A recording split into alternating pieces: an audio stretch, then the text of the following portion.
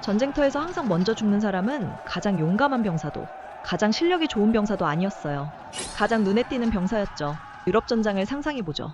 연기 속에서 붉은 코트를 휘날리며 행진하는 영국군, 금빛 견장으로 햇빛을 반사하던 러시아 근위병, 그리고 파란 외투에 굳이 붉은 바지까지 입고 나온 프랑스군. 이건 전투라기보다는 여기 쏘세요라고 온몸으로 외치는 퍼레이드에 가까웠습니다. 하지만 당시엔 이게 정상이었죠. 군인은 보여야 했고 전쟁은 위험을 과시하는 무대였으니까요. 문제는 총이 먼저 눈을 떴다는 겁니다. 사거리는 길어지고 명중률은 올라가고 기관총까지 등장하자 화려한 군복은 명예가 아니라 조준점이 되죠. 그리고 그때 등장합니다. 가장 비겁해 보이고 가장 멋없고 가장 군대답지 않은 색, 카키색. 이 멋없는 색이 어떻게 화려한 군복의 시대를 끝내고 전쟁의 논리 자체를 바꿔버렸는지 지금부터 그 이야기를 해보겠습니다. 역사를 조금만 거슬러 올라가면 군인의 덕목에 은폐라는 단어는 아예 찾아볼 수가 없죠. 고대부터 중세까지 전쟁은 숨는 기술이 아니라 드러내는 기술이었어요. 군인은 눈에 띄어야 했고 튀지 않으면 싸우는 사람 취급도 못 받았죠.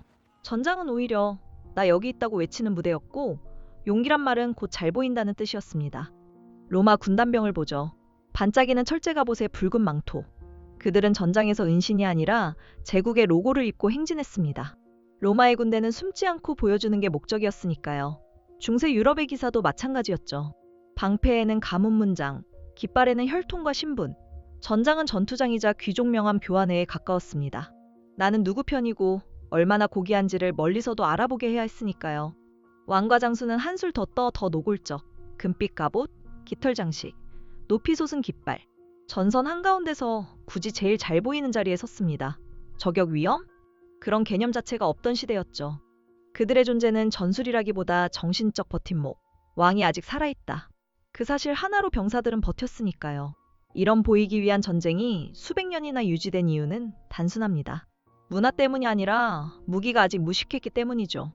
칼이나 창, 활 같은 무기들은 적이 나를 봤다고 바로 죽지 않았습니다. 직접 와서 찌르고 베어야 했죠. 눈에 띈다는 건 곧 죽음이 아니라 기세와 충성의 증명인 거죠.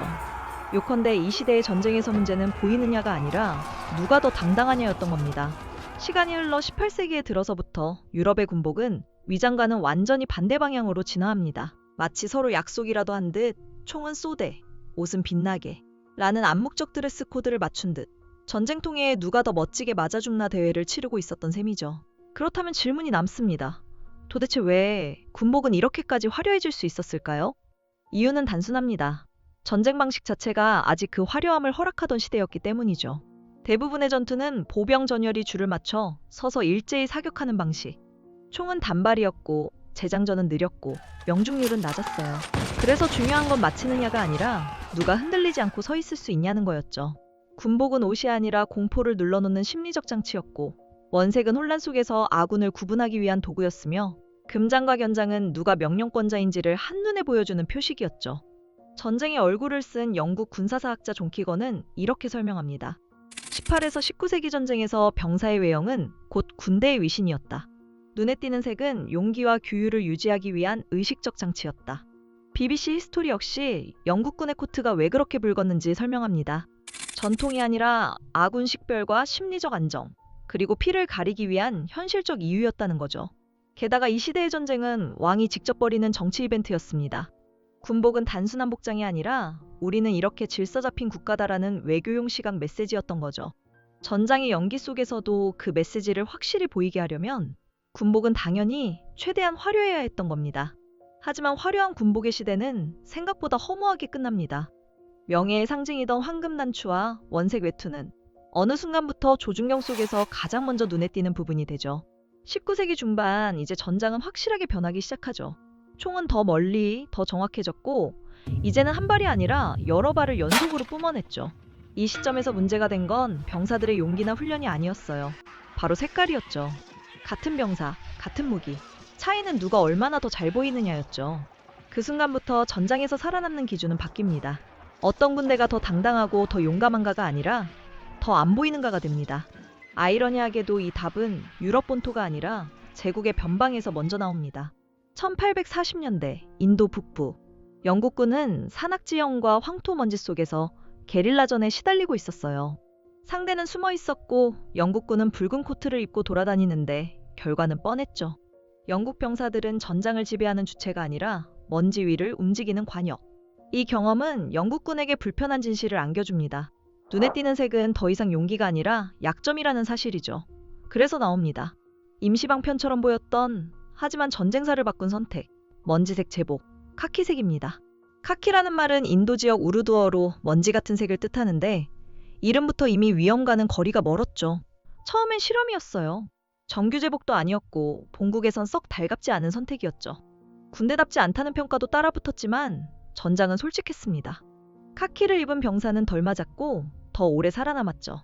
그리고 이 사실이 보어 전쟁에서 결정적으로 증명됩니다. 남아프리카의 고지대와 덤불 속에서 벌어진 이 전쟁은 줄맞춘 전열이 아니라 은폐와 저격이 지배하는 전쟁이었습니다. 갈색 계열의 옷을 입은 보어인들은 숨어 있었고 전통 제복을 고수한 영국군은 계속해서 노출됐어요. 이때 실전에 투입된 카키 제복은 생존율에서 분명한 차이를 만들어냅니다. 이건 취향의 문제가 아니라 통계의 문제였던 거죠. 결국 영국군은 결단하죠. 1902년 카키색을 전군의 공식 제복으로 채택합니다. 화려함을 버리고 자연의 색으로 들어간 순간 이 선택은 군복의 색만 바꾼 게 아니었어요. 전쟁의 철학이 바뀐 겁니다.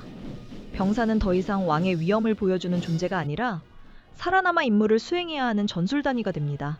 그 순간부터 전쟁은 보이는 자의 무대가 아니라 숨는 자의 게임이 되어버리죠. 카키색이 살아남았다는 사실은 전 유럽 군대의 하나의 결론을 들이밀었습니다. 이제 눈에 띄는 쪽이 틀렸다는 결론이었죠. 1907년 독일군 또한 기존의 전통적인 파란색 제복을 버리고 회색빛의 펠트그라우를 채택합니다. 결국 이 흐름은 러시아, 이탈리아, 일본, 미국, 스웨덴 등 세계 주요 군대 전반으로 퍼졌고 20세기 초에는 거의 모든 나라가 눈에 덜 띄는 색의 군복으로 전환하게 됩니다. 이제 전장은 더 이상 누가 가장 멋지게 죽느냐를 겨루는 무대가 아니라 누가 끝까지 살아남느냐를 위한 위장의 공간이 된 것이죠. 반면 프랑스는 끝까지 전통을 포기하지 않았습니다.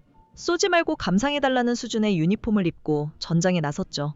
1914년 마른 전투. 다른 나라들이 숲색, 흑색으로 몸을 감추던 그 시절에도 프랑스 병사들은 여전히 밝은 파란 외투에 선명한 붉은 바지를 입고 개활지를 돌진합니다. 그 결과 붉은 바지는 용기의 상징이 아니라 사격 유도선이 됩니다. 프랑스 병사들은 비겁해서가 아니라 너무 잘 보여서 쓰러졌습니다. 그제야 프랑스는 깨달았죠. 아, 이제 전통을 고집할 땐 아닌가 보다. 그리고 1915년 조용히 기존 제복을 폐기하고 연한 회청색으로 바꿉니다. 붉은 바지는 전장 한복판에서 명예로운 퇴장이 아니라 침묵 속의 퇴장을 맞이한 겁니다. 이 순간을 기점으로 전장은 더 이상 보이는 자의 무대가 아니라 숨는 자의 생존 게임이 된 거죠. 그리고 이 흐름은 되돌아가지 않습니다.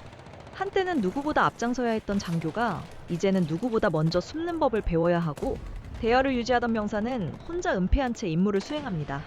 그래서 카키색은 단순한 색이 아닙니다. 그건 군복이 정체성에 과시해서 생존의 도구로 바뀌었다는 증거죠. 카키색은 결국 총성보다 먼저 전장의 논리를 입은 색이었습니다.